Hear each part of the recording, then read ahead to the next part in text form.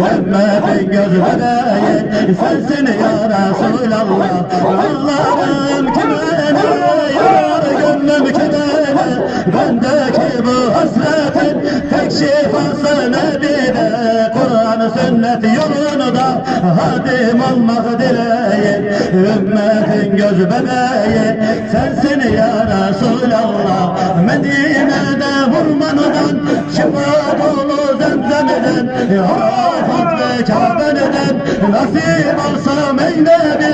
Medine'de hurmanıdan, şifa dolu zemzemeden, Arafat ve Kabe'den nasip alsam ey Nebi. Kutsal şehrin rüzgarı, Resulullah'ın babası, ümmetin sana hayran, nübüvvetine kurban.